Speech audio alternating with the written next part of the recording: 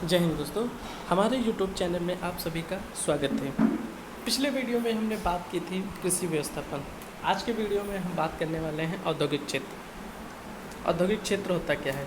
किसी देश के आर्थिक विकास को तीव्र में करने के लिए औद्योगिकरण आवश्यक है।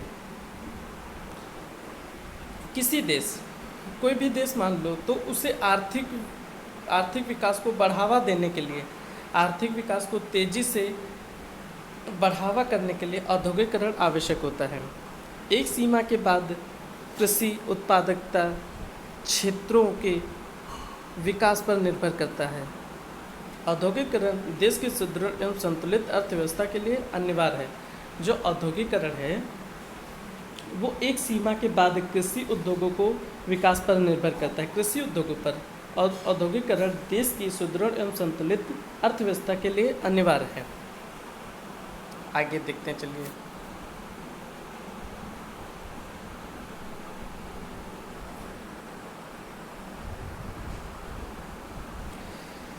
स्वतंत्रता के पश्चात अब तक 6 बार औद्योगिक नीति की घोषणा की जा चुकी है, जो निम्नलिखित है। स्वतंत्रता के बाद औद्योगिक नीति की घोषणा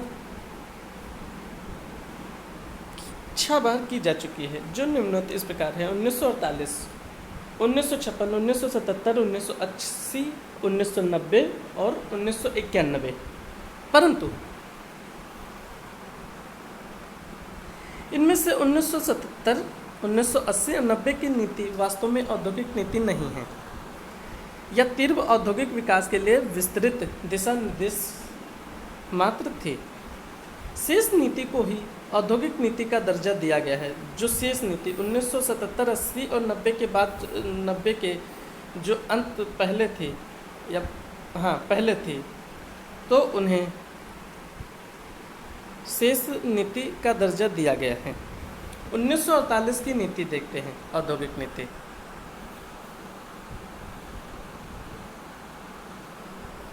इस नीति के अंतर्गत सार्वजनिक क्षेत्र और निजी क्षेत्र दोनों के महत्व को स्वीकार किया गया है और उद्योगों को निम्न 4 श्रेणियों में बांटा गया है। उद्योगों को निम्न 4 श्रेणियों में बांटा गया है।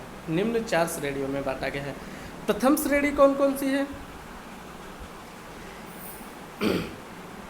इसमें 3 लोगों को शामिल किया गया है। 3 उद्योगों को, 3 उद्योगों को शामिल किया गया है। पहला कौन सा उद्योग है? अस्त्र शस्त्र निर्माण, जो हथियार हो गए। अणु शक्ति का उत्पादन, यातायात का स्वामित्व नियंत्रण। अणु शक्ति का उत्पादन और यातायात का स्वामित्व नियंत्रण।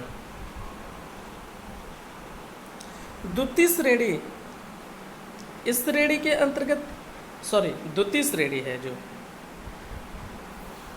कोयला,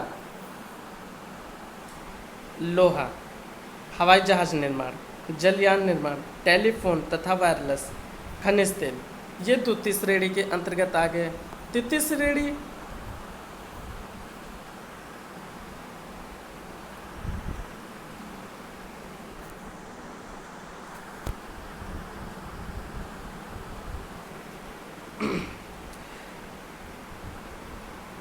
इसमें 18 उद्योगों को शामिल किया गया है जो इसमें 18 उद्योगों को शामिल किया गया है जो निजी क्षेत्रों द्वारा सरकारी नियंत्रण में चलाए गए हैं। जैसे भारी रसायन उद्योगों को शामिल किया गया है। चीनी, सूती, ऊनी वस्त्र, कागज, नमक मशीन, टूल आदि, ये तीसरी श्रेणी के अंतर्गत आते हैं। चौथी श्रेणी के उद्योग, इसमें सभी उद्योगों को रखा गया है। जो प्रथम श्रेणी के उद्योग थे, द्वितीय श्रेणी के उद्योग, तृतीय श्रेणी के उद्योग, तो चौथी श्रेणी में ये तीनों उद्योगों को रखा गया है। तीनों उद्योगों को शामिल किया गया है। औद्योगिक नीति 1956, आइए इसको समझते हैं। इस नीति के अंतर्गत औद्योगिक क्षेत्र को 3 श्रेणियों में बांटा गया है।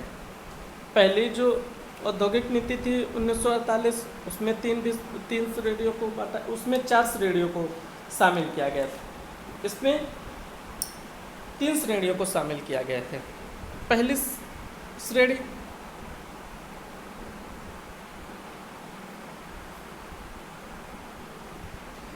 इसमें 17 उद्योग शामिल किए गए हैं। यह उद्योग मुख्यतः आधारभूत उद्योग, यातायात तथा खनिज पदार्थों के विकास से संबंधित थे, जैसे अस्त्र शस्त्र, अणुशक्ति, बिजली की भारी उपकरण आदि। द्वितीय श्रेणी कौन कौन सी हो गई? इसमें 12 उद्योगों को शामिल किया गया है। इसमें 17 उद्योग को शामिल किया गया था, इसमें 12 उद्योग को शामिल किए गए हैं। सरकार की पहल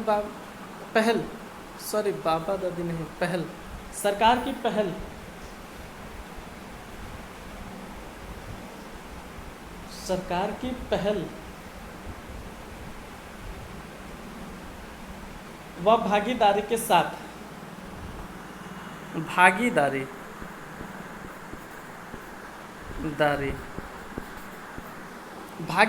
साथ निजी उद्योगपतियों को अवसर दिए गए हैं। इसके अंतर्गत रासायनिक खाद, मशीन, टूल, दवाएं, सीमेंट उद्योग आदि को शामिल किया गया है। द्वितीय श्रेणी। आइए तृतीय श्रेणी देखते हैं।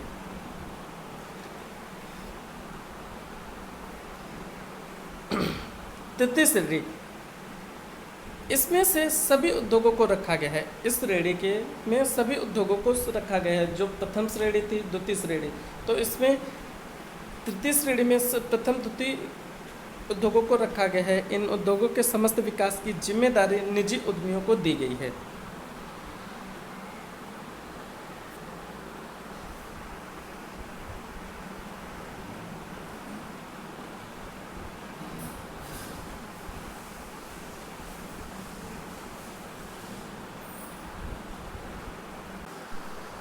तो ये औद्योगिक नीति 1948, 1956, ये दोनों औद्योगिक नीति आज के वीडियो में हैं। कल के वीडियो में हम बात करेंगे औद्योगिक नीति 1991,